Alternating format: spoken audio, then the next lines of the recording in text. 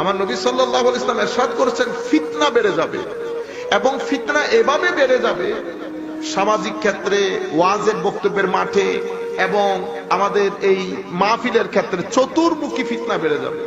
আমার নবী সাল্লাল্লাহু আলাইহি ওয়াসাল্লাম বলেছেন তখন বক্তা বের হবে অনেক, প্রত্যেক বক্তা মানে এমন এমন বক্তা বের হবে তারা মানুষকে জাহান্নামের দিকে আহ্বান করবে। যারা এই সমস্ত বক্তার সাথে যুক্ত হবে তারাও জাহান্নামে নিক্ষিপ্ত হবে। আমার নবী সাল্লাল্লাহু আলাইহি ওয়াসাল্লাম বলেছেন এই সমস্ত বক্তারা আমার উম্মতের যেই মেইন স্ট্রিম, উম্মতের যে এজমা, এখান থেকে সরে গিয়ে নতুন নতুন জায়গায় মানুষকে নতুন নতুন কথা দিয়ে মানুষকে ধোঁকা মারবে। মানুষ এগুলার ভিতরে মিশ্রিত হয়ে মানুষও পথভ্রষ্ট হবে। আমার নবী সাল্লাল্লাহু আলাইহি ওয়াসাল্লাম আবার ইরশাদ করছেন পরিস্থিতি এমন গিয়ে থাকবে শেষ জামানায় কিছু যুবক, কিছু মানুষ বয়সে কম, ব্রেইন ওয়াশ হবে, তারা কোরআন হাদিস থেকে কথা বলবে কিন্তু দিন থেকে এত দূরে সরে যাবে যেভাবে তীর ধনুক থেকে দূরে সরে যায়। কোরআন শরীফ পড়বে, ঈমান তাদের কণ্ঠনালী ভেদ করে ভিতরে যাবে না। সেই পরিস্থিতিতে আমরা এসে পড়েছি। আমার নবী বলেছেন ঈমান পুরো পৃথিবী থেকে পালিয়ে মদিনা শরীফ চলে যাবে। এমন একটা পরিস্থিতিতে আমরা এসেছি। আমরা আল্লাহর দরবারে দোয়া করব আল্লাহ যেন আমাদেরকে ফিতনাময় পরিস্থিতিতে ঈমানের হেফাজতের সাথে আমরা যেন পৃথিবীতে জীবন যাপন করতে পারি।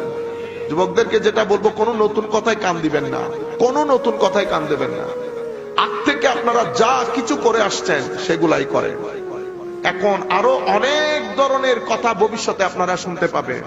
শেষ পর্যন্ত তো পরিস্থিতি বোধহয় এদিকে চলে যাবে, বলা হবে যে কোরআন শরীফের যত আয়াত, আসলে তত আয়াত না, অনেক আয়াত এগুলো পরবর্তীতে অ্যাড হয়েছে। এই কথাগুলো ভবিষ্যতে আসবে। এখন দেখতেছেন না নবী সাল্লাল্লাহু আলাইহি ওয়াসাল্লাম শেষ নবী না, নবীর পর নবী আছে, ইন্না লিল্লাহি ওয়া ইন্না ইলাইহি রাজিউন। এখন বলতেছে এই আমার নবী সাল্লাল্লাহু আলাইহি ওয়াসাল্লামের যে উম্মতে হাদিসে পাক, হাদিসের এগুলার কোনো আইনগত ভিত্তি নাই, এটা অনেক পরে, অনেক পরে। নাউজুবিল্লাহ বলে 1200-1300 বছরের উম্মতের মাযহাব, এখন কোনো মাযহাব নাই। দেখছেন এ বলে হাদিস নাই, এ বলে মাযহাব নাই। 3 দিন করে আরেকজন আইসা বলবো কোরআন নাই।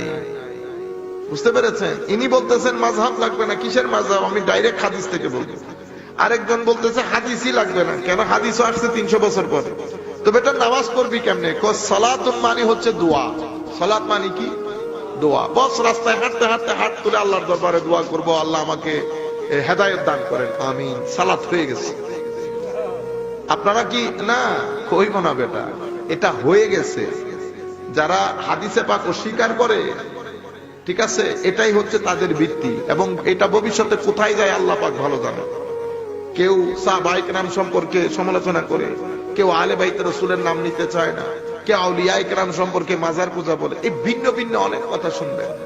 এই ফিতনার জমানায় আল্লাহ রাব্বুল আলামিন যেন আমাদেরকে, আমাদের ঈমান আকীদাকে রক্ষা করে আমরা যেন আমাদের আগে পূর্ববর্তী যারা আমাদের বাপ দাদা চলে গেছেন তাদের মতো করে জীবন যাপন করে আমরাও চলে যেতে পারি, আমাদের ভবিষ্যৎ প্রজন্ম যেন চলে যেতে পারে, সেই তৌফিক যেন আল্লাহ আমাদেরকে দান করেন।